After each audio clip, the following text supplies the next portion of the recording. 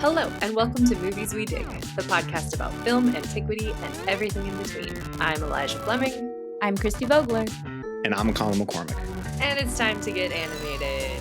On today's show, we'll be diving into the latest iteration of Lara Croft, Netflix's animated series Tomb Raider: The Legend of Lara Croft. This American animated action-adventure television series is based on the Tomb Raider video game series by Crystal Dynamics, starring Hayley Atwell as the voice of Lara Croft. She does a really great job.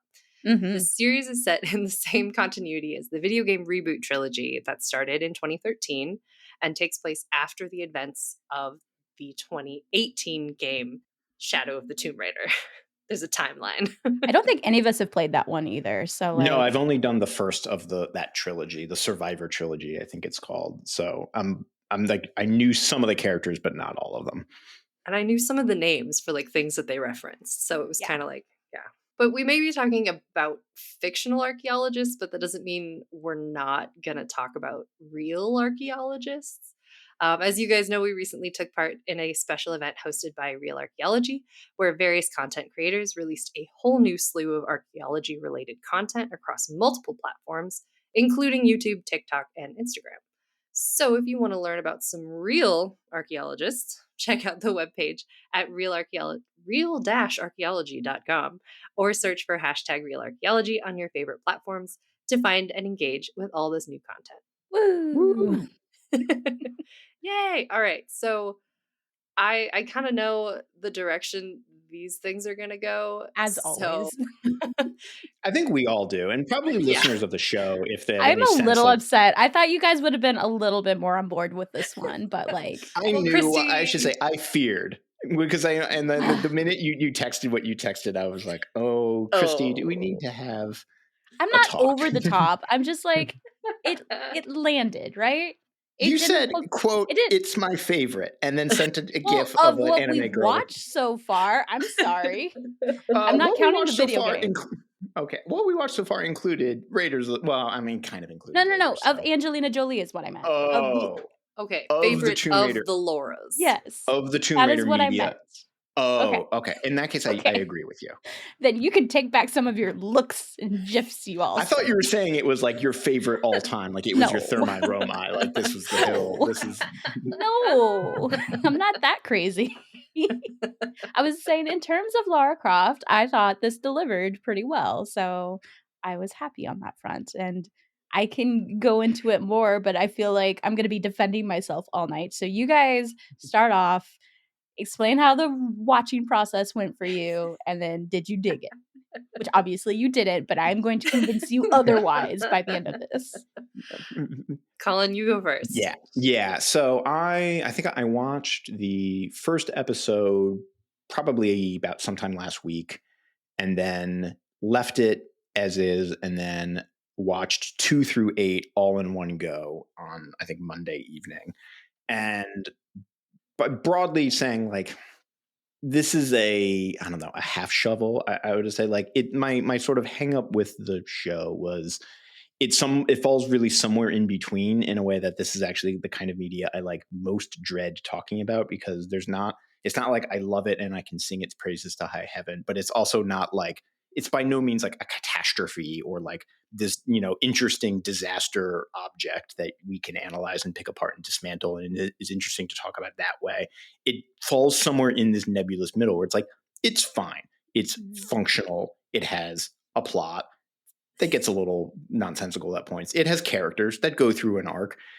It has animation and action, but all of it is, I think, when you compare it, A, to the video games, and B, to comparable Netflix media like Castlevania, especially, like anime, like same animation studio, Powerhouse Animations, some of the same voice actors, like Richard Armitage is there. Mm-hmm. Clearly, the show feels like it's, some executives being like, okay, Castlevania was this sleeper hit. What other video game IPs do we have access to? And someone was like, Tomb Raider. And then they were like, go.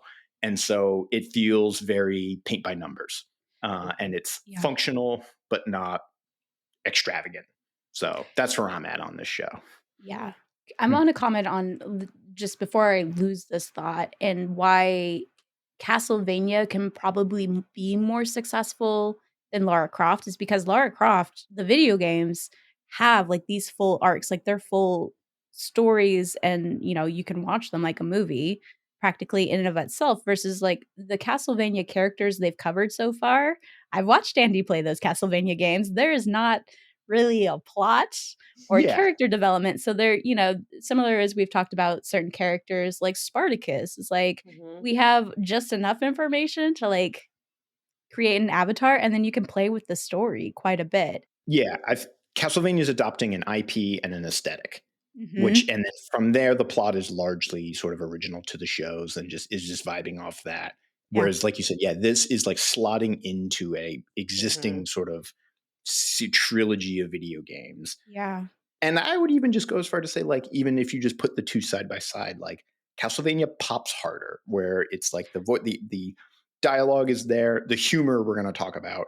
Yeah. The humor is working for Castlevania in a way I think it's not here. Even also the animation, like some of the fight scenes, if anything, I think Castlevania actually like gilded the lily and like maybe got a little too purple about some of this stuff, but like it has like wild animation fight scenes, incredibly dynamic, Mhm. incredibly moving. And this is it all feels very, it's hitting the basics, right? It gets the like it's a satisfactory check mark, but it's not Yeah. a Yeah. it's not a plus plus plus plus plus plus plus Yeah, it plus. it feels like it basically could be just another video game, right? If you made it Yes. playable. Yep. Mhm. It very much does read like a video game, which I think was the issue we were having with the earlier movies is like it's really hard like video game logic gets put in, but it's you lose the aspect of what it is to play the game at the same Yeah, and time. in some ways, Yes. adapting just the action of the video game Mhm. level, like, really exposes the narrative weaknesses of it because it's just Mhm. like yeah. But Eli, we haven't heard from you yet. Yeah. I mean, you guys could probably guess. Animation just in itself, as we know, is not my preferred medium. Every time I forget this is a hang up. I I know. know. I'm just a huge stick in the mud, and I have tried really hard. I'm like, what is wrong with me? Why don't I enjoy animation? But that's like the first red flag against it for me. It's not my preferred medium. And going into this, I was kind of hoping it would be, since it was a series, I was hoping for more like of a monster of the week, but like archaeology adventure of the week, and it would be maybe a little bit more dynamic. But this is that, there is one plot and it's pulled out over these 8 episodes. And I also watched them all back to back last weekend, which maybe is not the way to do it because it really did read like a movie. Like it could have Mhm. just been a movie Mhm. since it was all connected, it was one big storyline.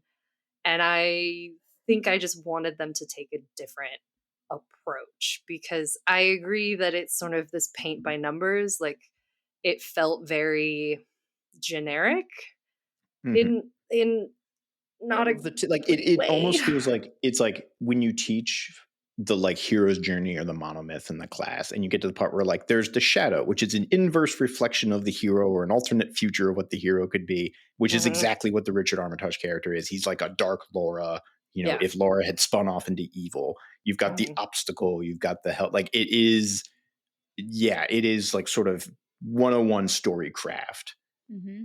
but But it's like, yeah, it didn't really draw me in. Like I wasn't concerned about the characters in a way I think they wanted me to be, and I wasn't like excited to get to the next thing. It was just like, oh, okay. I kind of know mhm. where this is I, going. I will say there is one big notable exception for me where there was a brief glimmering moment where the show actually was kind of popping for me. And it's when I think it's in the 6th episode when they go to the theme park and Laura Yeah, Croft that is was in so the fun. theme park. And I actually Mhm. think like this is the first I can like say with some confidence, I think this is the first original and interesting idea the show has had to Yeah. put Laura Croft in like we get to this, expecting a deserted temple with booby traps and tigers or whatever it is. And it's a like Disneyfied Yep. version of a like monument to a Chinese battle and there's tourists Yep. everywhere and she's trying to like decipher clues and like search for secret puzzles and people are like, can we just listen to the tour guide talk about Yeah. and like And like really also like the idea of like, right, if you interacted with Lara Croft like in the real world, she would be really fucking awkward. Yeah. Yeah. Yeah. Yeah, I liked that about the Lara Croft is like and they do this a little bit more in the video games, is like she's actually pretty awkward with people. Like she's not I liked that's how they were using Jonah, is like Jonah's the one who shows up and like kind of smooths the edges to like, Mhm. Yeah. "Hey, we need people's help. You need to stop pissing them off, Laura." Yeah. Yeah. Mhm. And so I was gonna say my other favorite part of that is, like, they get all of the lore and information they need from watching the children's show, but the children's Yes. show is also highly violent, so they're like Yeah, but and the children's show is animated like an episode of Dragon Ball. Like it looks like it's like a Yeah. 70s anime. And which again, like that was a part where like that was fun. And like we got to play Mhm. around with things. That was like a clever, vehicle for exposition. Mhm. Mhm. If the episodes could have done more stuff like that, I would have Yeah. been on board. That was the one thing I think actually where the humor was working for me because I mean, maybe we can talk about Zip, but like I do like Zip Zip. Zip was killing me. Really? I I liked him. I felt like he was too I don't know if he actually said this or not, but like he was at the level of like someone saying like it's standing right behind me, isn't it? Or like that just happened. And it That's was true. this like they Yeah. needed to hire a comedian to come in and do punch up because and this isn't by no means I think this is purely in the script because it was like the jokes were just like woof. Like I do like the one that I was like because it to me, it seemed most on the nose about the entire Lara Croft everything was just like, "Who would go and steal an artifact?" And he looks at Yeah. Laura, who just makes a Mhm. face, she's like, "Oh, Mhm. yeah." And I'm like, "Yeah, that's kind of this whole thing in a nutshell is" Yeah. Well, I Yeah. was so surprised, I guess, at how they were referencing the kind of illicit, artifact stealing throughout the whole Mhm, thing. Like what was it, the library or something, which is where they mhm. like repatriate a lot of stolen artifacts. They go back to their home places. Why do you And need a like, secret society to do that? Never why does mind. it, yeah, why does it have to be Okay, secret? okay, okay. But Yeah, Christy. Okay, I'm gonna okay, because so when I told you guys I liked this one a lot, it was it was more of like to me what I liked is this Lara Croft is the full realization to me of what was the original intention behind the character created back in the 90s. hmm, Like Mm. she is the badass woman that is doing these things but she's not perfect. Like, she's not the Angelina Jolie, like, too cool for school, right? Like, she has flaws. She's not the best people person. She's dealing with a lot of trauma, but she's also the girl who's like, "I'm willing to put on a nice dress, but I'm wearing my Converse with it, and that dress better have pockets." Instead of, like, the whole Angelina Jolie is like, "Oh, you must dress up like a lady," and she's like, "Don't laugh." It's like, you needed to find that middle ground between the 2. And right. I feel like this is the Lara Croft that I've been waiting for, that it's fully realized as the kind of female character that I wanted to media as a child, and it just kind of fully finally got developed in this series. At the same note, this is the least archaeology like she has ever been, Yep. and so, like, I that front is where I'm really torn because I think there's other like the other movies that play up more of the James Bond aspect and things like that. Because the question is, again, at the end of the day, I think we talked about this with the last few movies, is just like if Lara Croft had just done nothing, Yeah. would we have a problem today? Well, I think in this series, you could argue that there would be a problem if Lara Croft didn't intervene in some manner, but Yeah, her intervention was necessary in this instance. yes, in this I would say case, broader. I guess I think, but have either of you and Christy especially have either of you played or know anything about Horizon Zero Dawn? yes. Nope. Because the plot arc of this, so broadly, the kind of we can talk about the plot in a second and kind of work through the steps, but the sort of emotional arc in this story is Laura like coming to terms with accepting help and in letting people into her life. Right? She Mhm. shut herself out from her friends and family for various trauma related reasons, and it's about sort of learning to let them in, which is exactly the plot arc in the second Horizon game, Far West, but also I think everything you just described about like your female protagonist ideal, Christie, is Aloy in Yeah. the Horizon I Zero do Dawn love her franchise. too, yeah. Yeah, she's Yeah. great.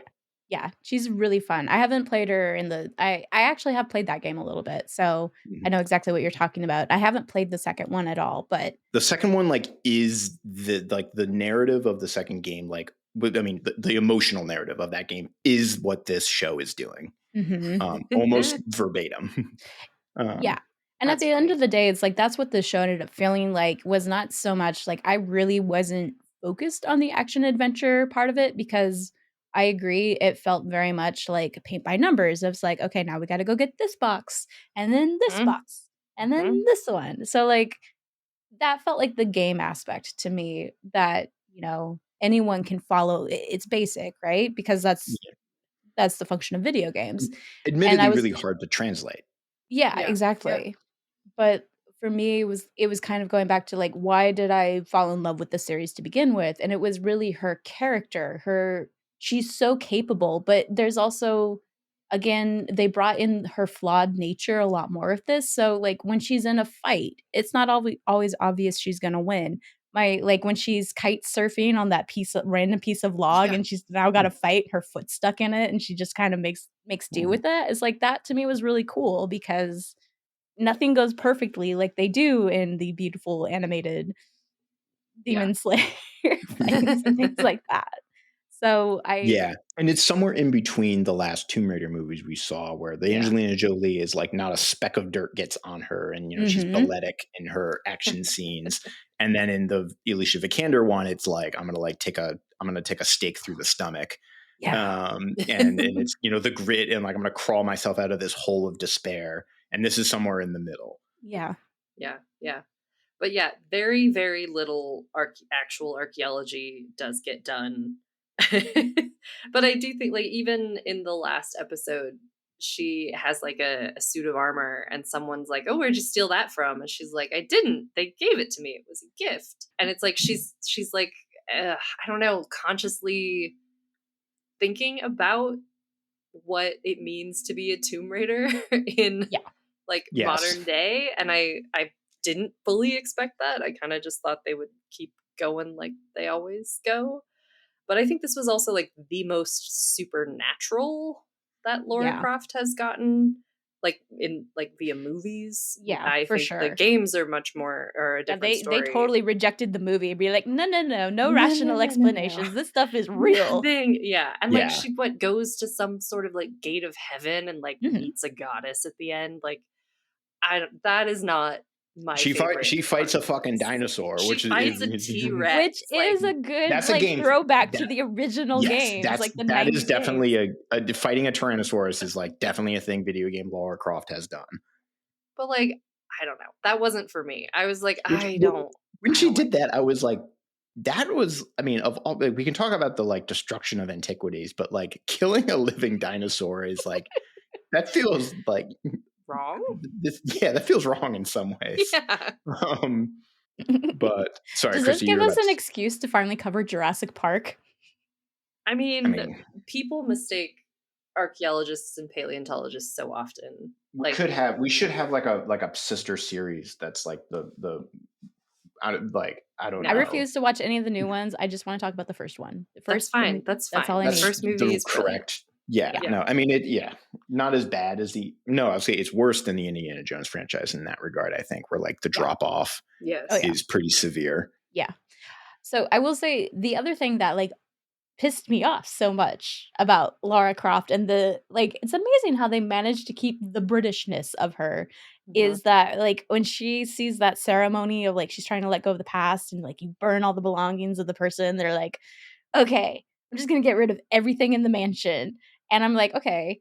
I don't think she's gonna burn it because, like, even she would stop at that. And then you see, like, that her preparing to, like, send all the stuff away. It's like, "Oh, that's awesome. She's gonna repatriate all of these things." No. And she She's donates it gonna to the hold British a Museum. giant auction to sell them because God forbid she not get money out of it.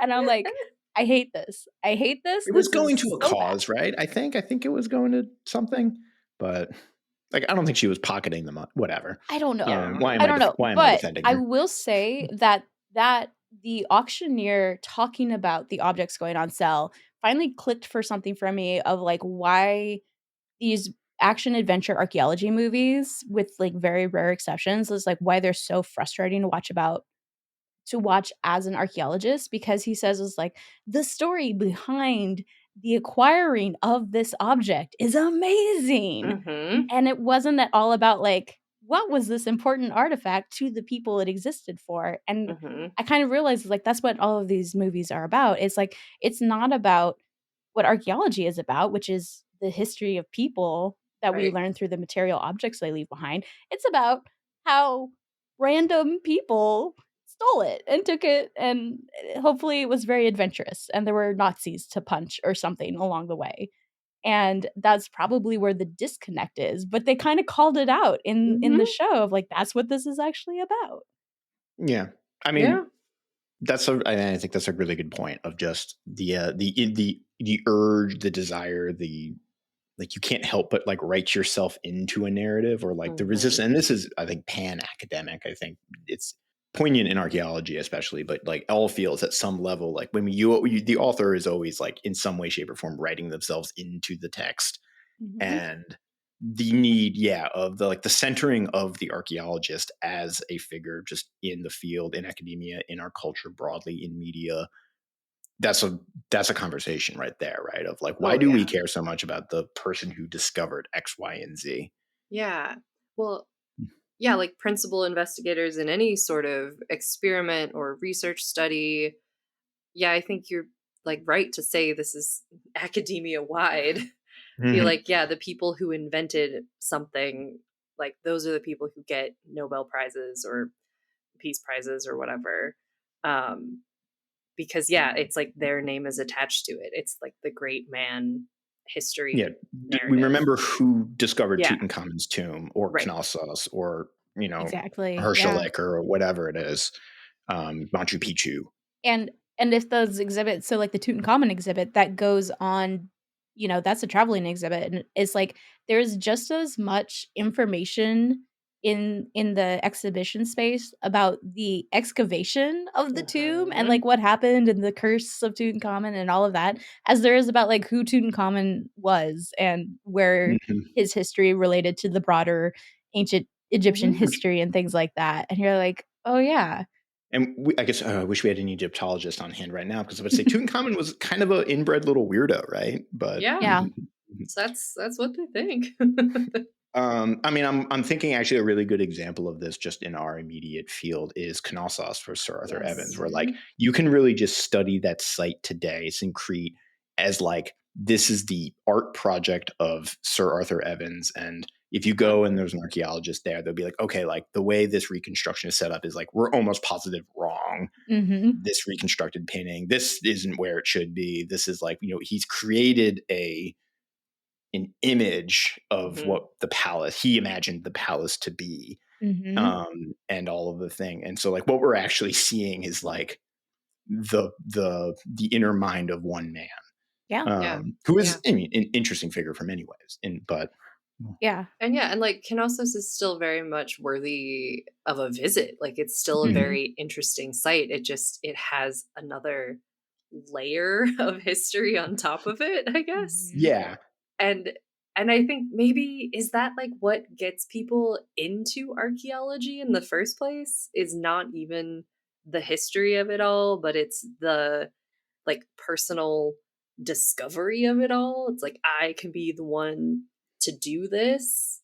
And the This is a Yeah. weird, my like archaeology adjacent anecdote, but both of you might be able to confirm this thing where actually this was in Crete, and I was talking to a site manager for, I think, a site along Crete. But the dig head told me like they had some, rich guy and his son were visiting for the dig, and there was a part of the room that they were, or it was a building like a pretty small, like off a little island, a small building, maybe like 50 by 50 feet, something like that, like not a palace but like bigger than an average home. And there was a couple areas where like, okay, we have a strong inkling that there's more stuff down over here, so like nobody touch it, wait for this guy to show up, Mhm. and then he can excavate it, and then lo and behold he pulls out a cool little figurine or something like Yeah. that.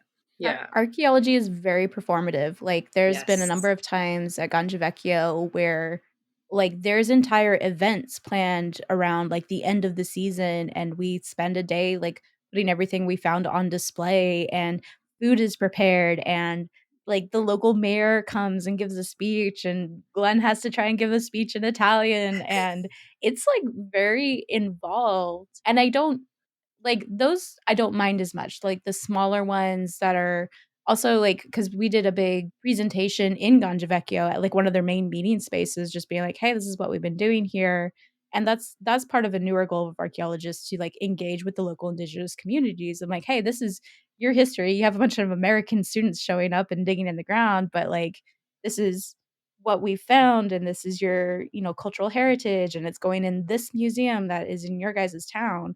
But it's still very performative, like, everyone gets you get dressed up, you bring one nice outfit to Mhm. Mhm. go dig. I, Yeah. just the other day on the internet, I saw there was a picture. It was like various dumps or pictures, but it was a picture of the knot on Tutankhamun's tomb and like the Mhm. unbroken knot that was still there. And like I'm thinking about that of like this like ribbon cutting Mhm. idea of and it comes back to that of like, yeah, you said the perform. It does feel like we're opening a new railway and the mayor comes out and we have a big gold ribbon and a giant pair of scissors and we're like Yeah. cha, and then like the marching band plays. Yeah, and um cameras flash and the Yeah. newspaper mhm. is there And and then someone says, what do you think about the Kaiser? And then well, anyway. Well, and I mean, that's just it. Is like there's so many amazing sites that do exist out there, that there's no funding, there's no resources to dig. So you need community engagement and involvement to get people to agree and provide Mhm. resources to excavate those sites. And like it's a lot of work that is not like glamorous at all. It's really Mm. frustrating a lot of the time. Laj Yep. knows very well. Yes. Yeah. Yes. And so it's like, no one ever talks about that, about archaeology, but you have to jump through hoops, Yeah. to do a lot of And this stuff. I'm thinking, Colin, about, yeah, the rich guy who comes and digs for one day and finds the cool figurine and like how much work went into being able to say there's Like to probably cool engineer. stuff in this corner. Yeah, Yeah, to Yeah. to engineer engineer that this. situation. Yeah. Mhm. Yeah. I yeah, there's so much background that would go into Mhm. orchestrating this one guy to find something cool in this one section. Mhm. And that's I feel that. I like feel that work deep in my soul. We talked about it with David when we were talking about the Mhm. Indiana Jones trilogy, and, like, that beautiful moment of Indy doing all of the work to, like, get the right coordinates to get to the right spot to dig. It is that aha moment, like, right? When he was Yeah. describing that, we're like, "Oh, I know exactly what Yeah, you're talking about." Like, I for sure. remember, because we've been finding medical tools at Vecchio, and I was, like, predicting this, like, "This spot right here probably has more. I'm pretty sure, and if we dig down, we're gonna find them." And I got to dig it, and I was right, and it was just the best feeling ever, and it's like and then you hand that off. Like, you Yeah. do all of the work and then hand the payoff to someone else so that you get money for your dig next year. Yep. Mhm. Yep. Or I think like I don't know, on the other side of this coin maybe with community engagement and like community buy-in, there are always well, maybe not always, but a lot of times there are those bad actors and also from our conversation with David, I think about looters and like people who Mhm. assume Mhm. that there are treasures in every hole that you're going to dig in the ground and Yeah. like Banditi. I yeah, right. Yeah. And so like yeah, we had a big tomb at Histria and we were really really nervous to call it a tomb because we didn't want anybody to like think there was Rate gold it. in it Yep. and rate it. And so we, we backfilled it and were Mhm. very, very vague about what it was Yeah. until we could actually come back and do it. And there's no gold in there. Like we have found zero gold. Yeah. So it's like not that it's just, yeah, I think, Listeners who are getting any ideas. Yeah. Yeah, and it's, like, just the amount of information lost from people digging in hopes that they'll find something, and it's not recorded, like, yeah, there's so Mhm. much cool but it's, like, pottery, like, I love stamped pottery, there's cool pictures, and Yeah. if, I mean, the sort of original site, Pompeii, people hmm going in, tunneling down Yep. into the city, busting through a wall, hunting around for anything that looked valuable, smashing everything that didn't. Mhm. And then, yeah, this is a larger. Sorry. Should we talk Yeah. about the plot? Yeah. Yeah. Yeah. So there are 4 peril stones, and they house what's greed, Wrath. wrath, Wrath. betrayal. What was Uh, green? What was green? Control? Something like that. Mind envy control. Something like Eh, that. I Well, I don't is know know. something. greed was the black one, right? This is not a ringing endorsement of the plot. God, I mean, they right? didn't spend as much time on that other than like they did some different things. So yeah, green mind Yeah, control. so Wrath there were made you a 4. badass. Yeah, wrath Yeah, made you like a scary made you badass. a Turkish warlord, apparently. Yes. Yeah. A female Turkish warlord. So Laura, this is, I guess, like, it's where to begin. That's So why I was like, that's okay, why I went so to peril one stones. I thing was like, that's really okay, that's the yeah, MacGuffin. the one thing that is, why I said this was more of a, like, a story about trauma than Mhm. actual archaeology is at the time Laura is dealing with the aftermath of, like, and we see this is what happened in the first game, in the reboot, is like her mentor and like good family friend was killed at Yamatai. Okay. And they brought down, so those 3 games brought down the light, which is one of, right? I think Or it was the light. Trinity. Trinity. Okay. They're Yeah, fighting the lights light in now. this one. There's a lot of secret societies. Yeah. So Yes. Trinity is the society that had been kind of the major antagonist in the video games. Her and Jonah worked together and like brought them down. But now that she's has this goal finished out, now she kind of has to deal with like, well, what do I do now? Like I got revenge and like I still feel lost and Mhm. still feel like it's my fault what happened. So that's kind of going on, and one of how we open is like reminiscing as they find one of these peril stones in, was it Central Peru, I believe. Mexico? Chile, which is all right, Chile. another thing I want to mention. But yeah, in Chile, they Yeah, find she the was Peril like Stone, 2,000 years before Machu Picchu or something, right? Yeah. Yeah. Yeah. which I So immediately started Googling. But which, at the end of the day, it's like, well, yeah, I'm trying to think of like the implications of that. Is it just a supernatural being just whisked it off? Because she commented while in there that it looked Chinese, Chinese. Yeah. right? yes, so yeah, it is. These are all the fact we're like. I like how we're collectively trying to reconstruct the plot. Like Right? a Yeah. Chinese kind of creation myth that all of Mhm. the 4 main sins. It's like I wrote in my notes a reverse Pandora's box, where rather Yeah. than Yeah. a box that releases evil into the world, we take the evil from the world and we put it into 4 boxes, Mhm. and then we scatter the boxes all over the world. And those boxes have ended up in various places through various mechanisms and historical conflagrations. And now evil Richard Armitage, Charles Devereaux, is trying to collect the evils of the world to turn himself into an evil Superman so he can destroy his own secret society, the Light, Everyone's got to who have one. murdered his father as a child. Like his story is Laura Croft, basically, but Yep. he's trying to take down, he's going to pursue all of the evils of the world so he has the power to eliminate the evil secret society. And Lige, do Laura, you so have a evil secret society you're constantly coming up against? Not that I know of right now. I have one. It's there's a woman in Canada who has a similar name to me, and I frequently get emails addressed to her. That's Um, really funny. and a lot of them are these volunteering opportunities that I or just other shit happening in like Canada that I just like I no. That's fair. I would argue mine is the Tenuta, the the property managers of like where we dig, because they're not Oh even the actual God. archaeologists. They're Ugh. just property managers who Yeah, those folks. I don't Oh know who they are man. even. They are my secret society. That is actually true. It is Italian bureaucracy, like local Italian bureaucracy is your secret society. That is correct. Yes. Yep. Yeah. Yep. And Colin's got some poor Canadian woman. She's made my life living hell for the last like I have 10 not years. had any serious. She signs up for a run-ins. lot of bullshit, and I think she's the kind of person who, when she puts her email into a website, doesn't uncheck the box that says, feel free to send me offers. And she ends up putting my email in there, and I get all this like bullshit spam addressed to never mind. You know what? I agree. That is I was about evil to name incarnate her. right there. Right. We were talking about So the Peril Stones. yes, and that it also setting up Lara's trauma story and secret evil societies. Trinity is gone, but now we're dealing with the Light, which is a offshoot of the Templars, or the Templars are an offshoot of the Light, something along those lines. Yeah. Yeah. And they're planning Sounds right. something Illuminati. Yeah. They're planning something diabolical.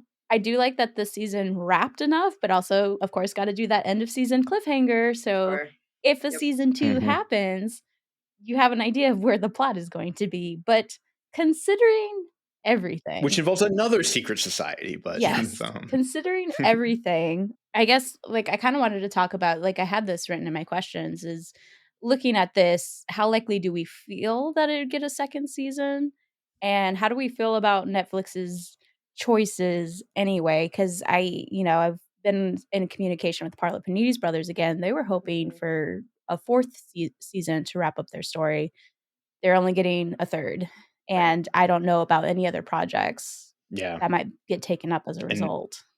I mean, in this, I think, I could probably have to check the numbers on this, but like for this show, I don't know. And one, like Netflix seems to be really taking the. I mean, it's interesting in the way that like Netflix for a while like had a reputation of like greenlight everything. Mhm. Like there's a Rick and Morty joke about this, for like you literally pitch anything and like boom, you're greenlit. And now it's the opposite. Now everything is getting like even like very successful shows, or what I would argue are very successful shows, or very good shows, are like in risk of the chopping block, or are right. There's the whole question of like the whatever the mysterious algorithm of like how does profit work? Because it's not like with movies or even like with old cable TV, it was a little more transparent, where it's like you could look at like, okay, this many people bought tickets, or this many people watched the show, which means we can charge this much for ad revenue, which means the show is profitable or it's unprofitable or whatever. And with Netflix, it's this like black box of like information. And even when a show is like in the top 10 for X amount of weeks, like, does that mean it's doing well? Like what is, and like, we don't know. We don't know how much these shows cost. Yeah. Was this a cheap show? Like compared to Chaos, as we've been talking about, like we've been, lamenting the cancellation with a K of Chaos. But yeah, like that, like I think with Chaos, like even though it sort of peaked and then had a sharp drop off, but like that I think was a very expensive show. Yeah, considering who they had acting in it. Yeah, like Jeff Goldblum probably didn't come cheap, and it didn't look cheap. Like it looked great. Yeah. Yeah, it looked awesome for sure. And so, is this a profitable show? I don't know. Yeah. If you compare it to other, like if you compare it to Castlevania or Arcane, I think it's neither doing as well either critically or numbers wise. Yeah. But and like animation is cheaper, so like that becomes hard to gauge. But like I said, after like Blood of Zeus has done really well, all things considered. Like, and that was an audience that was waiting, what, 3 or 4 years for season 2 to drop, and they were enthusiastically there when it finally did. And like they still couldn't get another season greenlit like they were hoping, other than there's a season 3. Yeah, and there's the strike the iron while it's hot. I mean, Castlevania, there was a lot between the first season and the actual kind of, because the first season was kind of a pilot season. Yeah. Right. To test the waters, and then that did well enough that there was enough sort of groundswell to generate the rest, which really opened the doors for Blood of Zeus and the other and this and Powerhouse Animation things, and like Castlevania Nocturne, the kind of spin-off season, for lack of a better word, seems to have been successful. It's a weird television is in a, I don't know, transitional stage these days. That I think that like the one thing that was pointed out with Netflix is that unlike a lot of other streaming services like Disney, like Apple, like Amazon, is like streaming is not their only source of revenue. They have so many, Disney's got theme parks. They make bank on their theme parks and their licensing agreements, basically. Yeah. So like if a show isn't not just, profitable, if it's not like beyond profitable, Netflix can't afford, really. Yeah, if it's not Stranger Things or something. Because even things like Peacock or Paramount, which are like streaming revenues for companies that have, either movies or cable TV or other things, or they're part of larger conglomerates. Mhm. I think this, I was listening to the CEO of, I think Paramount was like, even though Paramount Plus like may not be like profitable per se, like they can afford to keep it around. Mhm. Right. It's like, I don't know if this is the same thing, but it's like the Costco hot dog. Mhm. Yeah. Yes. Oh We're like, god. I know technically exactly what you mean. Costco loses money on its $1.50 hot dogs, but it's the kind of thing that like is in the grand scheme of Yeah. life worth keeping around because it's Yeah. good for your business to be associated with the $1.50 hot dog. Yeah. And I think that's Yeah. kind of like what was, during COVID and when you could basically print money for free because interest rates were so low. You could greenlight all of those projects. And on the one hand, that was really cool because you had a lot more experimentation. You got a lot more media that otherwise might not see the light of day. And I thought that was really Mhm. cool. But now everyone's feeling really fatigued because they get invested in a show now and then there's nothing. And there's also the real danger that like I pointed out it's like if Chaos isn't able to get another streaming platform or get the rights to produce, digital or like CD copies of the show or something, that show could literally disappear. Like that could be a lost text Mhm. at some Mhm. point. Mhm. There's also, the business model of like, there was an era where DVD sales could make up, even if a movie wasn't profitable in theaters, Mhm. they can make it up in the long run Yeah. through DVD Right. sales. And like digital and Yeah. like physical media, and specifically the DVD used to be wildly profitable. Mhm. And like they could, like any studio could count on like, yeah, like, okay, like we didn't hit, our ideal for the box office, but like we're very confident that the DVDs are gonna happen. And so streaming has like changed this entire algorithm entirely. And then Absolutely. also like, and we might just be entering, I wonder if we're just entering a period now where sometimes just like studios don't know what audiences want. And Mhm. like you find these like Yes. periods of movies and TV where like they're like, is this what you want? Like Yeah. it's like X used to work. Yeah. It doesn't work Yeah. anymore. Like once, there was a time where we thought the Marvel cinematic universe was impenetrable. And then you Yes. get Right. Ant-Man Quantumania and Captain Marvel and the Marvels, and then we're like, and then you can kind of feel sometimes it's like there's the studio or the director being like, what is it you like, what do you I will want say from Agatha us? All Along is killing it. If you haven't started watching that one, Mhm, it's really good. Catherine Hahn, oh, so good. mhm. And Aubrey Plaza is in it too. Yeah. I know. I liked the Scarlet Witch, the Yeah, WandaVision. I yeah, enjoyed that. Because I thought that was so different than anything that had been happening in yeah, Marvel. But I don't I think I'm just so tired of it. There's an overwhelming number of things that feed yeah, into a Marvel universe, right? And they're all kind of the same thing over and over yeah, again, Mhm. at least a lot yeah. of them. And so I do think that it's just gotten a little bit Mhm.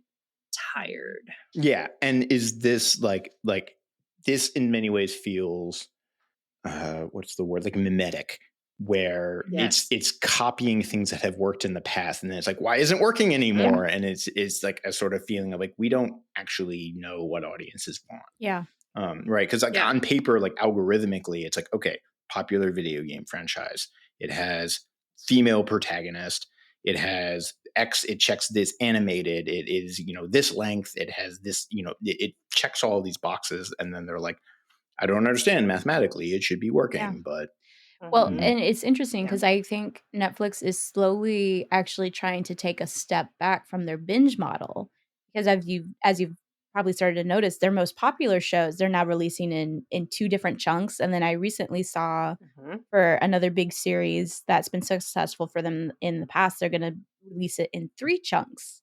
And so, like, I think they're starting to figure Well, out that yep. binging, releasing all of the episodes of a season at once is not leading to success for a lot of these shows yeah, because, Mhm. people who are excited to watch them right away, and then you're exhausted from it. You don't wanna binge it again Mhm.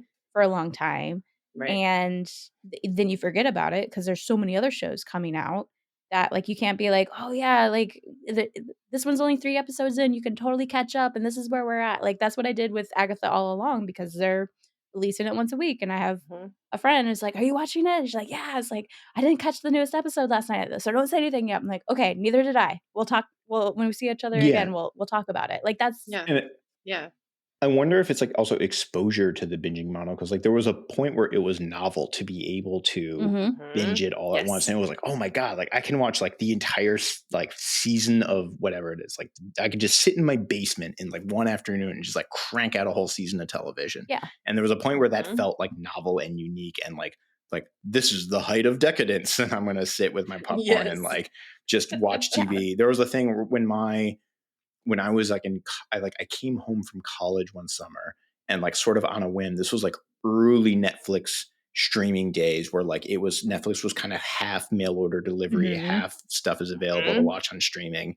And I remember a friend of mine and I was like at his house and it was a summer day and we had nothing to do and we were like, what's on Netflix? And it was always like this weird offering. Like Netflix used to be this like Yeah. completely bizarre, Very weird. yeah, Yes. like just like movies that like old. We watched a movie called Dinosauro that was like kind of like a knockoff Ray Harryhausen like dinosaur movie from the 50s, and we're like, what the f- is this? Yeah.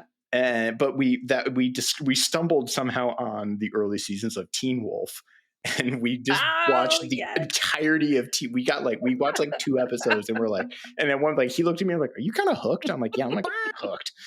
Like we're like, let's go, and we were just like, and then it became a thing. We're like Teen Wolf all day, let's go. Yeah. Anyway, I knew the Michael J. Fox one, but like Yeah. now like that there was a point where like binging was a I don't know, a new thing. Yeah. Novelty. A novelty Yeah. that, yeah, Well, and it was exactly. And now it's also not. Now it's like The norm. it was also binging media that had been released more traditionally, right? And, like, all of a sudden it's like, "Oh, good, Mhm. like, I can watch it all at once." Like, these came I out can watch all of I Lost can watch and all of like, Lost, I can yeah. watch all of Okay, Friends, yes, that is Gilmore Girls, yep. whatever. Yeah, Seinfeld, Yeah. you know. Like, there Yes. was the Yeah. nostalgia component with the binging because it, like yeah, the Definitely. nostalgia was comforting, right? Like, getting to see something Mhm. Mhm. that, like, you remember having to wait once a week to watch, and then, like, if you miss that episode, who knows when it'll be on again, and you just hope. Exactly. Or Yeah. yeah, Yeah. there's whole episodes of The Simpsons that for years and years and years existed solely in my memory. Yeah. And then now I Mhm. just like now I get the whim. I'm like, what was that part from? And I'm like, I'm gonna watch the Simpsons episode, and then Yeah. Yeah, yeah. mhm. Yeah, that's Or what binging Seinfeld. was good for. It's not for Mhm. the release of a brand new show in its entirety. It's comfort Yeah. shows. Yeah. Yeah. No, I remember the early days when you would get a DVD in the mail, and that is how Nick and I watched Lost together in high Nice. school. He would get DVDs of the seasons of Lost, and we would watch it in his basement. And then I married him. Because of that. Aw. But, like, Thank you, Lost Netflix. strikes because of that, again. because of Lost. Suck it, I mean, eHarmony. in some way, there's a larger theory I'm working for, like, you know, a dissertation of all of the problems in modern television. Does it all come back to Lost in some way? Yes, it does. The answer is it does. But no, like I am rewatching House Mhm. right now Mhm. as like my background show. And that's like a thing that people have now, right? Is like the show that you put on when you're like Your vacuuming or doing yes. Yeah, dishes. the folding your Like your laundry. comfort show. Mhm. Yes, the folding Yeah. your laundry. Yeah, just to have some noise, just to have that nostalgic, like comforting hug feeling. And like those are the shows that can be binged. And I kind of agree, Christy, that it's not the format for new Yeah. stuff. Like Mhm. that should still be held back. So, I mean, there's also like the weird inexplicableness of like what's popular on Netflix. And I was staying with my sister this past summer in Baltimore, and my 16-year-old nephew comes down, like is talking, and he's just like, "Have you guys ever heard of this show Suits?" And my sister and I like locked eyes, and we're like, "Have we heard of Suits?" Like, which is like he's like binging Suits in a way of like that is like an era of television. I tried to get my nibblings hooked on Monk, but that's neither here nor there. Ah. I remember loving Monk, but like there's also just like an era of television of those like TNT specials of Yes. these procedurals. You know, every episode Mhm. it's like, what's the crime? That's the thing, and you Mhm. can just like put it on. You can plug it in. There's episodes of Monk that live in my head rent free Yeah. that I think about constantly. Of like, how did they commit that murder and things like that. But Yeah. mhm. Yeah. And no, I think that's maybe what I was looking for in Laura Yeah. Croft, right? Is I wanted an archaeology of the week. And That that is okay. not.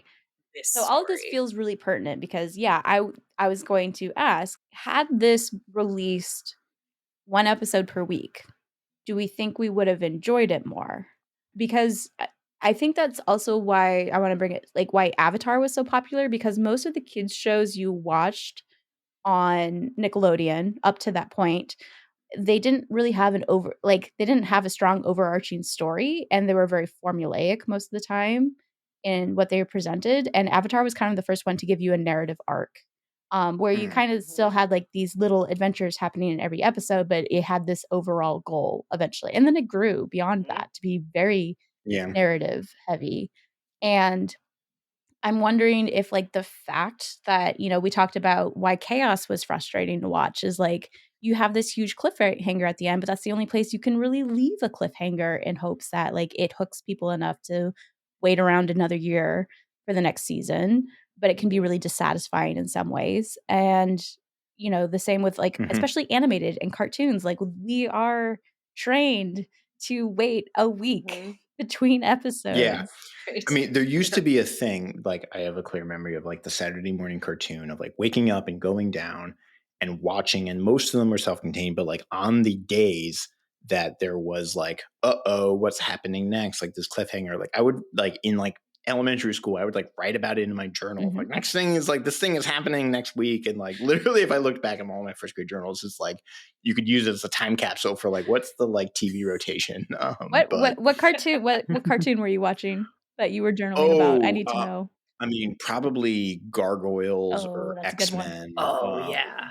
Oh, yeah. Okay, I'm if I were to, lamer. like, I'm to Digimon. I watched Digimon before I watched Digimon, yep, no, Digimon's I will go to bat for Digimon's Digimon, and, so like, good. it gets a lot of undeserved flack for being a Pokemon knockoff, which it absolutely is It is not, not. No.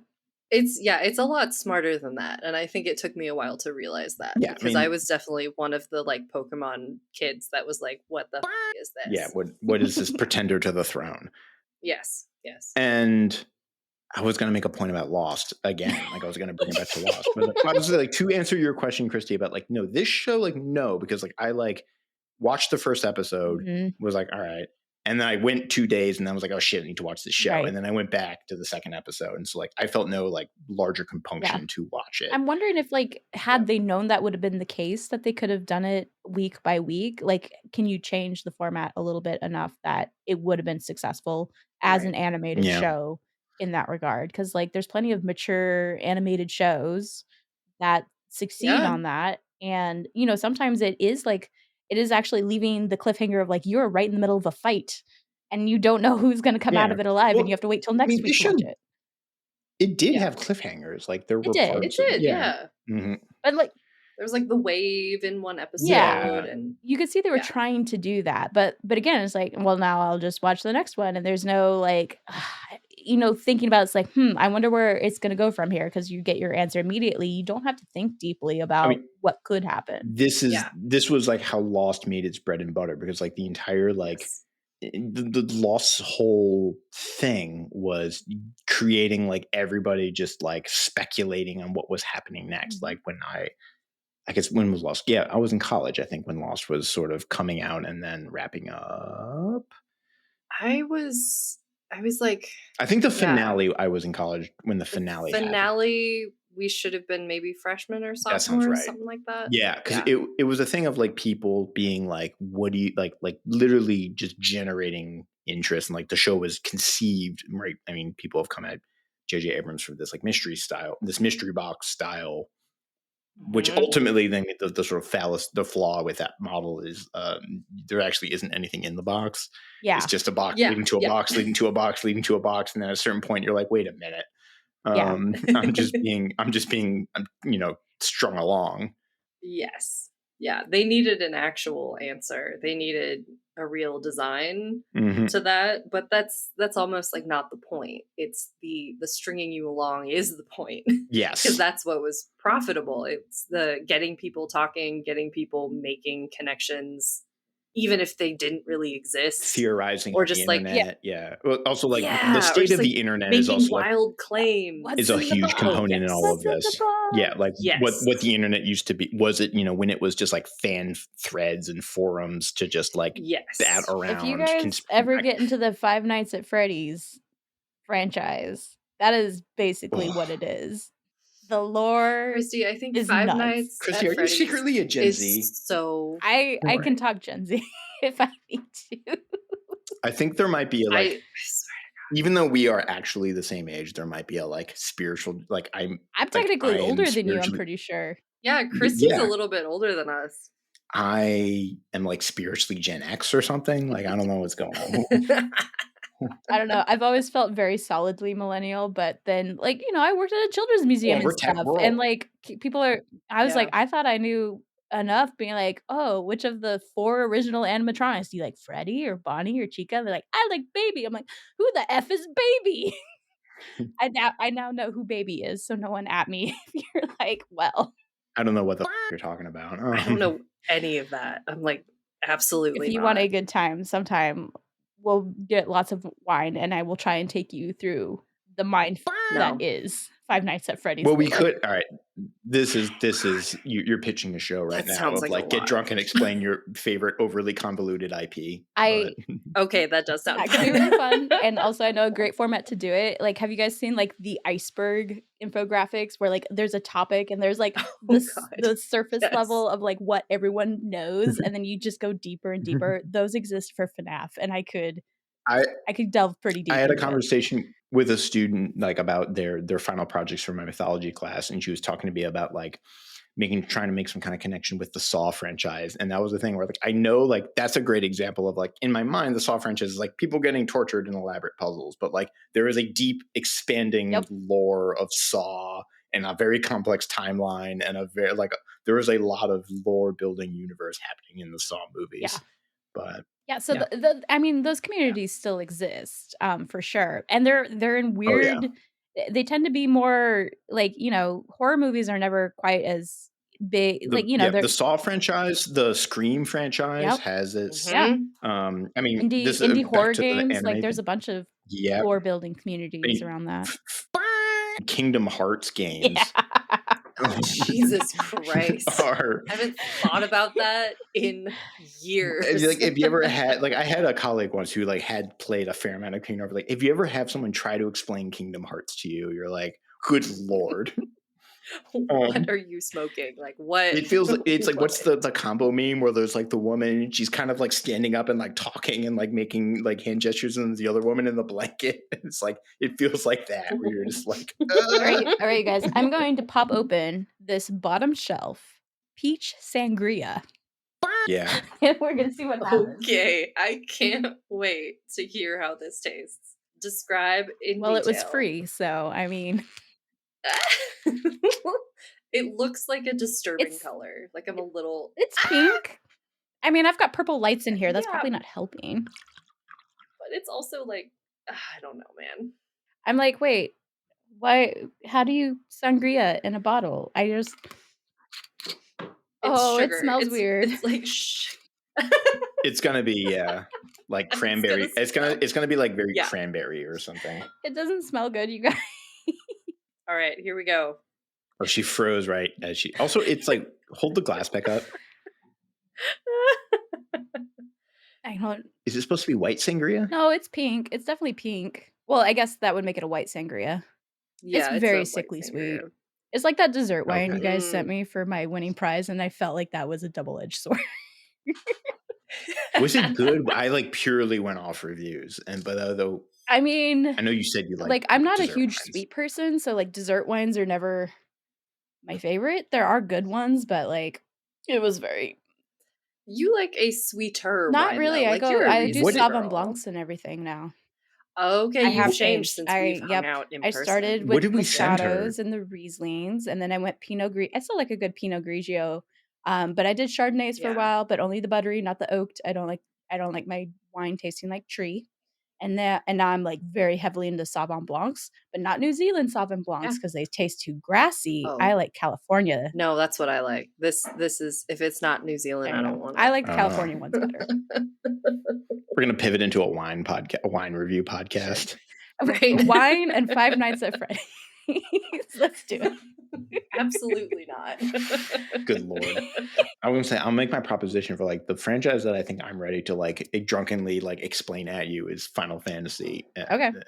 Oh, I would actually really love to hear Yeah. that. Well, it's like we got to go by game, but like 7 and 10 Yeah. and I've played maybe 10. 15 I don't understand. I played it, but I don't understand it. But I've played 10 and the sequel to 10. X2 is fucking bizarre. It Is really a was. real. I'm sorry. The sequel to 10 Yeah. is not 11? No, no. is not. Oh, Eli. You poor child. you simpleton. But I know. I'm like, oh, no, the what? sequel to 10 is 10-2, obviously. But Jesus Christ. Obviously. I like how like your guys' nerdum intersects at like James Bond and I've never watched Lost, and then mine and Colin's intersects at weird places. Lige, what is our weird intersection that Colin knows JRPGs. nothing about? Archaeology? Is that it? Is that all we have? I don't know, but Colin knows a decent amount about archaeology. That's true. Like, Christie and I started hanging out like regularly after our field school where we met, watching True Blood.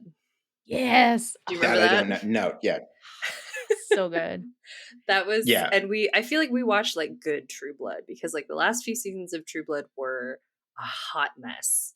Yeah. And I hated them. And we watched in my mind, good I True don't. Blood. Yeah. I don't know the difference between True Blood and Vampire Diaries. So. Oh, maybe that's my thing that I should drunkenly explain because I do have a lot of feelings about this. Okay. I may be down. I am familiar with both. All right, Yes, listeners. I'm on So board. if you want weird Edit all that out. if you want Cut weird all of that explanations shit. on these franchises that have nothing to do with the ancient world, let us know. I will go off on the Elder Scrolls and also various Final Fantasy games. I love it. All right, bring it back. Bringing it back. Bringing it back. Tomb Raider. Which probably says a lot. Like, okay, I think we should talk about maybe the humor aspect that we have been kind of dodging around a little bit. That the humor did not really land. I don't know. Yes. I agree. For me, it was dead on arrival of just like the most recycled jokes or like kind of jokes of just like pointing out like what like it I don't think they actually ever said it, but like I genuinely felt that the jokes were some variation of like that just happened. Mm-hmm. Yeah. And I wanted more maybe from like Lara herself. Like I think she like tries a few times, like she says a few snappy things, but it all seems to kind of fall flat and I can't really put my finger on what's missing. Yeah, because you have Zip, who's like kind of the guy in the chair, the in the earpiece, in her Bluetooth, which she never takes off. She's got that. None of them do. I'm like, how does that stay in your ear all the time? Like, it feels rude. Well, after Jonah gets attacked by the bear, or she like he's like asleep, and whenever he wakes up, she has to like give him his Bluetooth back. That was like the one time I remember seeing it. Yeah. Yeah, and yeah, there's like an observational comedy or something that's happening that's just like woof. It feels like jokes as written by like ChatGTP. But that's fair. Yeah, it felt like for a younger audience, which I think maybe that's the problem is like I don't know if this franchise as an animated show knew who exactly its audience was. Interesting. It had to be PG-13. It's rated. Right? Yeah, or TV-14, I think is the rating, which is like it's enough people get murdered on screen that like it's not for children. Yeah. And it's if you think about when we're people were playing it, it's like a lot of us are in our mid to late 30s now of like when the games first came out. So if you're trying to get and that's what's hard about a lot of these franchises, right? Is like you're trying to get the nostalgia elements of it while also drawing in a new younger audience to create a larger fan base going forward. And I think like maybe the show struggled because they already did a major reboot like 10 years ago and that disrupts the nostalgia element for original players, a lot of whom would have been men at that time, because even though she was a character that was meant to draw more women into playing video games, like, that's not initially who would have been playing her. Yeah. So, I think And that's I mean, I don't even want to like give it space by breathing life into it of like there was like a sort of air quotes controversy about like the sort of the right wing anti woke specter sector. That's the word I'm looking for. So please cut out the part where I struggle for the word sector. No, I like sphincter. And land on sphincter. But the right wing sphincter of the internet like That sounds right. complained No, about that this sounds game. right. Yeah, complained about this game being like Lara Croft being like not hot enough or not or like too butch or something like which like I don't even want to like give that like No. the time of day That or like was air. okay, I will say in one of my quick delves into Twitter Mhm. /X, one of the things I got posted was a screenshot of animated Lara, who I will say, like, best body representation because she is a fit woman who can do athletic things, and she has the body of an athlete. And this Yeah. person had red circled all of the things that shows that this Lara Croft is actually a man. And I'm like, "Bitch, please." Ugh. And Jesus why she's not Christ. attractive, and like, ugh. Ah. So that still Yeah. happens for sure. Well, a lot of these are just people outing those like you've never been in like close physical proximity to a woman, but They're flipping 11-year-old. Some of them. Some of them Some of I yeah, come them, back right. to yes. like complaining about like Aloy having peach fuzz on her Yeah. cheeks or like she has a beard. I'm like Jesus Christ, Oh my man. god, But all humans are mammals. Like we have hair. Oh my god, like yeah, I can't even. I can't which like even. in true like was like a visual like for like the PS5 like that you could animate like peach Yeah. fuzz on somebody's skin is like that's like impressive. That is But impressive. That is an Um, 11-year-old projecting, wishing he could already grow a beard, so uh, I guess. I don't know. I lost. Who is the audience for this? Like, Okay, yeah. and Oh yes. yeah. So I mean, I think that's what's hard, right? I Like, don't it's know. hard to find an That's a good audience. question. Because Yeah, I I mean, feel I like think the audience is Christie, people that watch. you're the audience, right? I would say yes, and, like, what I ended up liking was Lara and nothing else per se. I Yeah. liked Laura Just as a person and, not ideal. like, she to me Well, was a good feminist figure in terms of, like, someone dealing with grief and trauma, lashing out at people, realizing it's wrong, realizing she needs to take certain steps to remedy that. And, like, it's also looking at, past trauma of, like, who were her mentors? Her Mhm. dad, and then this guy, I forget his name. Roth. Roth. Roth, right? Who is the Yeah. one who told her, "Don't get attachments Yeah. to my daughter, who I am gonna send home and we're never gonna see again." He obviously had issues, and she inherited some of those issues because she looked up to him so much. Mhm. So some of the story was also I don't know, I feel like I'm stretching this metaphor a bit, but some of it I was also thinking about archaeology as a male-dominated field and how that is something we've talked about, like, the history of archaeology is problematic. It Yeah. was a project of colonialism, imperialism. It has this very dark history, and it was very male-centered, Mhm. for a long time. And so, like, in terms of Lara representing, like, recognizing that past, recognizing she learned and took a lot away from it, a lot of positive, she also had to see what was bad about it, and she had to make those changes. So for me, I'm like, I'm using that as a metaphor for the field of archaeology as a whole, where, like, we acknowledge some Yeah. bad shit happened in the Yeah. past, and we are trying to move past it now and do Can better. you overcome or move past right a like flawed origin or something like Mhm. that, or Yeah. if Yeah. can you build a better house on a broken foundation? Yeah. And, Ugh, like, But yeah. arguably at the end of the day, like, Lara's not a much better archaeologist by any means. And No. that's what's interesting because we kinda lose it. If this is still based off of her reboot from the 2013s, like, Lara was supposed like, she makes a brief mention of, like, studying abroad, and her college friends saying, it's like, "Oh, you should go on a wine tour," and she's kinda like, "What? When I could be doing this instead, looting?" Yeah. Yeah, right. But that's it. Like, she actually was, I don't know if she was an archaeologist per se, but she was a graduate student Mhm. studying like ancient folklores and things like that. So I think she was archaeology adjacent, like anthropology or something, if not an Yeah, she archaeologist. clearly has like academia Yes. and Yeah, she's which educated. did She's from not, like she makes a yeah, yeah, which, she makes a passing comment about like her dad quizzing her Mhm. on mhm, oh god, what was it? Some ancient Yep. language or yeah.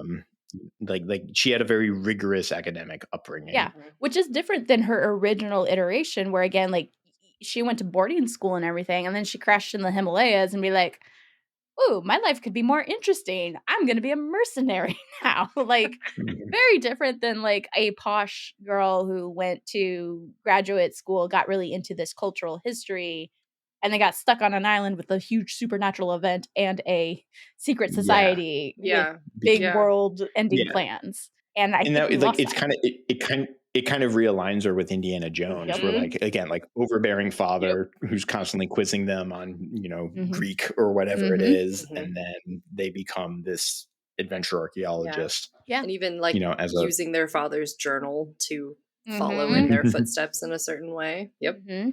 yeah. Yeah. And so it's like they at one point like tried to bring her back to an archaeologist and are like, but people don't think that's fun. They think the looting, the tomb raiding is what they're here for. I think that's really interesting in terms of like looking at how the titles change from the movies and stuff. It's like, what comes first? Is it Lara Croft or is it Tomb Tomb Raider? Like, what Raider. ends up being the emphasis as we go across these different movies? Because I think that says a Interesting. lot about. I kept running into this problem as I was trying to search this movie where I kept typing Lara Croft or I Mhm. kept typing Tomb Raider and then I'm like, wait, is this one Lara Croft Tomb Raider? Is this one Tomb Raider, Lara Croft Shadow? Like which like It's oh crap. Lara Croft Shadow of the Tomb Raider? No. No, It's it's not. Shadow of It's the Tomb Tomb Raider. Raider. Legend. It's Legend of Lara Croft. Tomb Raider. Yeah, Tomb Legend of Raider: The Lara Legend of Croft. Lara Croft is what the series is called. I Yeah. feel like I'm doing that quiz to you guys where like complete the first and Right? second half of this thing. And there's like we've got Tomb Raider, we've got Lara Croft, we've got Legend of. Yeah. Put these things in the right order. Yeah. And I'm like, Could go in yuck. any order, right? Yeah. I don't know. Is it Lara Croft, Legend of the Tomb Raider? Or is it Tomb Raider, Legend of Lara? It's Tomb Raider: The Legend of Lara Legend of Croft. Lara Croft. Yeah. oh my Which and I think that's kind of versus the game. The game was just called Tomb Tomb Raider. Raider. Yeah. It's Tomb Raider, Shadow of the Tomb Which Raider, is Rise of interesting. the because Yeah. yeah, the reboots were Tomb Raider, Rise of the Tomb Raider, Shadow of the Tomb Yeah. Raider. And like Lara Croft is Mhm. completely erased from that, which is interesting. Yeah. I and that but like those games that we were just talking about the Tomb Raider, those were the ones that originally at least tried to make her more of an academic, more in this what we would think of a traditional archaeologist role, even if it's more of like an Indiana Jones archaeologist role. And we get to the series and we're just like, screw it. She doesn't want to go on a wine tour. She wants to loot. and then and then when she wants a fresh start, she's gonna bid all of her stuff. And I'm like, Well, repatriate. Can we please talk about repatriation? also like Seriously. in the very first episode, in like the very first fight scene, she's like, I don't think these guys are, what does she say, like looters. I think they're protectors. Like they Yeah. don't want us to take this thing. They're protecting the ancient site and its valuables. And they kill all of them. Like Which goes into my original hypothesis, because that's led by Roth, right? So that goes into my original Yes. idea, my very stretched metaphor of Roth yes, represents no, you're right. And what she's archaeology used to yep, be. yep. And Lara is learning from that. We all have to learn from that history. And you have to actively work to like, no, maybe I shouldn't do that. Maybe I should recognize, like, yeah, Yeah. the indigenous cultures, like, please don't. Maybe Yeah. we shouldn't. Yeah. But then she kills a dinosaur. And then she kills a dinosaur. She killed an alligator at the beginning. So, like, to me, that makes Yeah, sense. but alligators aren't extinct. Yeah. They are reptiles. I mean, I'm sorry. If I'm facing down a dinosaur and it's gonna eat me, I too would kill a dinosaur. I don't know. Like, what are you gonna I do? don't know. Is there a way to just like run away Not from the dinosaur? not kill the dinosaur. Not kill the dinosaur? I don't know, man. I mean, there's a whole Jurassic Park series all about that. So. They don't kill the T-Rex in That is Jurassic true. Park. That is true. The point was they never should have made the T-Rex in the first Yeah. place, which is Yeah. Yeah, it's a whole nother But- conversation. It really is. So I guess like my question then, and like I don't know if we can answer this, is like, do we see this iteration of Lara Croft in this animated series? Like if we imagined based on the humor that was presented, and they are trying to like, catch Gen Z, like late Gen. I think they're still technically Gen Z. Gen Alpha is not quite there yet, but they're trying to get that. I'm like, all right, let's get these people hooked on Lara. Are they gonna watch this and be like, oh, that's cool. Maybe I can do archaeology? No. I think they're gonna watch Arcane. Yeah, I know I Yeah. will. I like And Arcane. frankly, I don't blame them. That's Yeah. I think a better show. It is a very but- good show. Yeah. Yeah. No, I Yeah. don't think this is doing any favors for archaeology as a field in terms of like bringing people to caring and thinking about ancient cultures. I just don't. Well, and also it kind of exists. This is somewhat true for Lara Croft broadly, but like it exists in a pre-existing genre, we'll Mhm. say, Yeah. milieu of like adventure arcade. Like it's a thing already, or like, oh yeah, like I can't speak to them, but I feel like younger audiences or any audience who's like, this is a type, and I'm familiar with this thing. Yeah. Whereas at least in the early 80s, when Indiana Jones, it was somewhat, maybe not necessarily entirely novel, Yeah. but it was a revitalization of an older thing, and it sort of brought something new. And then now it's like, it's already kind of a pre-established, like the language for this kind of narrative Yes. exists already. Mhm. Yeah. And we're familiar with it. It's not showing me anything that's particularly new or novel. It's not revelatory Yeah. in any special way. I think that's a really great point, because it's like in this day and age, you have characters like Korra, you have characters like a lot more really well fleshed out female characters in media that they're also badasses, right? And that was what I gravitated towards with Angelina Jolie.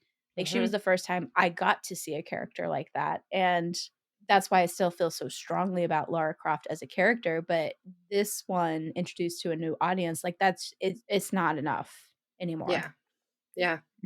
I feel bad because I feel like, Christie, you sent out know. on this thing to convince us to like this show, No, and we have no, brought like I you down said- to our like cynicism. No. Like I said, my thing was like what I liked about it is the Lara as a character. I feel like finally achieved what they had tried to do back in the 90s. But like it might be like too little, too late for this franchise. So it's like this is the Lara I would have liked to see in the 90s. I mean, that's exactly it. Like, had this show come out, or not show, had a version of this character come out in 2001, Yeah. this would be an entirely different conversation. Absolutely. Of being like, it was ahead of its time, Yeah. right? It was Buffy, Yes. Yeah. before Buffy existed. Yep. Yeah. Yep. But Buffy has existed for 20 years now. Right. Yeah. And so, Yeah. And I know that what's her name? I always forget it. Phoebe Waller-Bridges. Yes. Yep. So she's also gonna pick up and do a live action version that I think is gonna be a TV series. And I'm still, I'm invested in enough in the character to be interested to see what she does with it, especially because she has experience with the latest iteration of Indiana Jones. I was about to say, I haven't seen the new Indiana Jones yet, so I don't know. We're going and to like, I imagine soon. there has to be some connect. Yeah. And, she's a creator with a creative take. Yeah. So For sure. Yeah. So I'm interested. It's like I think there's still something salvageable here, but I think the video game aspect is just kind of holding her back as a character anymore. If we wanted to see her in different media. So No, that makes sense. I see that. so yeah.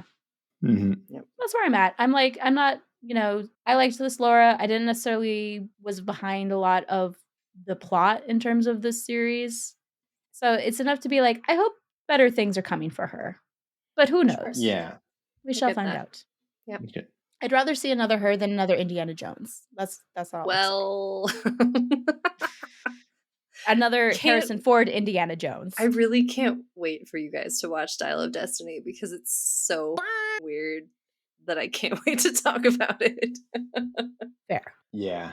I have other notes, but they're all like weird little questions and points of like some historical factoid that somebody dropped. I'm like, wait a minute, that doesn't sound right.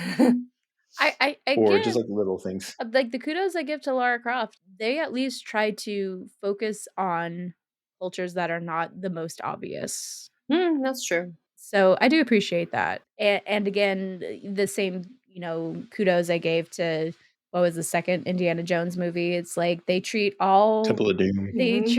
mythologies and religious belief systems as legit equally. They're all There was a whole point I was going to get at about Temple of Doom that I didn't get at. Like, part of the whole explanation for that movie is it's based on a 1930s British movie called Gunga Din, which like itself is super problematic, but it's like everything that's happening in Temple of Doom is like a reference to this other movie. Jesus. Like the whole like the Temple of Kali. Yeah. That's all like straight out of Gunga Din. Wow. Okay. But again, it's like at the end of the day, it's like I would rather these movies treat these cultures as like actual legitimate cultures. Well, because like there is a certain kind of, dare I say, kind of laziness where like there's certain references that made me kind of like go scratch my head and go like, wait a minute, what? And be like, this wasn't really carefully thought through. Like references to we mentioned the 900 year or 2000 years before Machu Picchu thing of like, wait, hang on, like what is that actually like? Where is that? Like what is that? Where is that putting us? There's a reference to like they find the body of a Turkish soldier, and there's like, oh, and then became the Byzantine immortals, and then I was like, wait a minute, that's we're conflating like different eras and different cultures. They're a bit even just things like there's a part where they go to a church in France, and there's all these like theme park amusement rides, and the theme park thing like explanation for the church speaks in accented English. Oh yeah. They were like, why would this thing speak in accent? This thing in France speak in accented English? Oh, and that did remind me of one of the jokes that I thought actually did make sense. If you remember that Lara is British, it's like I have to now go to the worst place in the world, Paris. And I'm like, that lands if you're British. I suppose it does. Yeah. Or there's a part where they say like Cyrus the Great, King of Babylon. Yeah, and which it's like, I'm like, yeah, okay, like yeah, he became king of. That's like not how I would have described it. No. For me, like the one that really like sealed them, like this again, I think it's just kind of evidence to like a sort of, I'll say, hastiness of the settings and the choices is. And for the semi-final scene, they go to the Azores, which are these islands in the Atlantic. They're part of Portugal. Incidentally, my grandmother was born there. But they depict the islands have been frosted over, but they depict the islands as like tropical with palm trees, which is not what the Azores are like. They are temperate and cold. And all of this is just to say, like, you didn't really do the research. Like you try you just projected you just projected a thing that you wanted. Yeah. And I think this is like, and all of it compounds of like, yeah, like I mentioned the weird historical references that don't quite line up, like Byzantine immortals, Cyrus King of Babylon. What it feels like is like, have you guys lately been using like Google or like you ask like kind of a question and then it gives you the AI response at the top? Yes. That's what it feels like. Where it's like 100%. If I didn't know better, it's like I guess that could be right, but like something feels real wrong about this. I was thinking about really our conversation with David S. Reynolds about like one of the things that sets Raiders of the Lost Ark apart is like it is pretty closely like specific, like the fact that like they have a Middle Semitic script on the disc. Yeah. You know, a detail that no one notices, like this is not that kind of thing. No. Like they did not, there was just like, what's the easiest, most accessible thing? Yep. Right? The Azores, they're like islands. Okay, they have palm trees. Yeah. The, Cyrus, Babylon, cool. Like Babylon, that's a place we've heard of. Yeah. The Immortals, Persian, Byzantium, Turkish, like the Turkish immortal Byzantine thing is like the one that really like sticks in my craw because it's like you have a Turkish soldier in China who went on to be a member of the Immortals, part of the Byzantine Empire, which was like, okay, we have like 3 different cultures and periods that were like triangulating. But then I was like, wait, did the Byzantines have immortals? See, and I'm wondering because I would think the video games do a better job because no, that was a thing. Never mind. There was a thing in the Byzantine Empire of immortals, but okay, so I'm going to edit that out. I retract that statement. Okay. But they're like, there's a sense that like the video games do try to research that a lot more heavily. I feel like, because I know when we talked to Julie about like the myth of Himiko, it's like I know some Japanese mythology, but knowing that like this lesser one was really well known and played out really well, like that's we know video games do that. The same with the Assassin's Creed games, yeah. Or if any, I would actually really plug like Ghost of Tsushima, which is set in like 12th century Japan. And like, it's very similar to that Tomb Raider game where you go around, you actually pick up little artifacts, but like the island is you're like in 12th century island in sort of Japan. and the Mongols are invading, but you pick up like little Mongol artifacts or something that is like more or less appropriate to like what the Mongols were like in the 12th century and Japanese culture more or less in the 12th century. And the Tomb Raider games we talked about, how like, in this island of Japan, you've got medieval Japanese, you've got 15th century, 16th century Portuguese explorers, you've got World War II, US Navy, you've got all these different layers kind of feeding into one another. And like it all stands to reason that you would have these things on this island all in one place. Yeah. And it's kind of, I guess, a little frustrating because video games creators are just as hard pressed for time and resources as animators are. Those are both very successful industries, but the workers are just struggling and overworked and everything. And it's interesting to see that good video games put the investment into the research. I mean, there's a whole category of people who do archeo gaming, and that isn't necessarily being translated into this show. And like, I would argue Blood of Zeus is as good as it is in its references because the Paralipanides brothers are Greeks and they very much care about that cultural history and being authentic to it. So I think some of that has been lost here as well. And that's all I got. Yep. Will there be a season 2? Will we get to see what happened to Sam after the whole Himiko debacle? Who knows? I think no, but that's just me. And being very pessimistic about Netflix doing anything nice. Yeah. I kind of love YouTube right now. It's like, that's where new independent animators and stuff are doing things. The Digital Circus, I don't know if you guys have watched that, but like Netflix has bought rights to it, so it is now releasing on YouTube and Netflix. Go YouTube, although you have your problems too. YouTube. Yes. But we won't get into that. Yeah, no one bad has ever been on YouTube. But it gave us so many hits, like Shoes. Oh my god. Shoes. Candy Mountain Charlie. Oh my god. Wow. Oh my god. I'm having so many like vicious flashbacks that are happening to me right now. Okay. Yeah, Christie, you just threw me back into like a party in like senior year of high school of just sitting around YouTube watching videos of Charlie. Who's signing off? I can do it real quick. I have it. Okay, cool. All right. Special thanks to all you listeners on this crazy episode that who knows what you'll get to hear by the end of it. We could not... Lord help us. Yeah. We could not produce episodes like this without your support. That's right. You have a hand in this. That being said, please be sure to rate, review, and subscribe if you like what you hear. You can find all our episodes at movieswedig.com or wherever you get your podcasts. And if you want to know more about our upcoming plans and episode releases, be sure to follow us on social media where you can find us under the handle of @DigMovies or some variation of @MoviesWeDig. We'll talk to you again soon. We're going to go talk about weird things. Bye. Bye. Bye.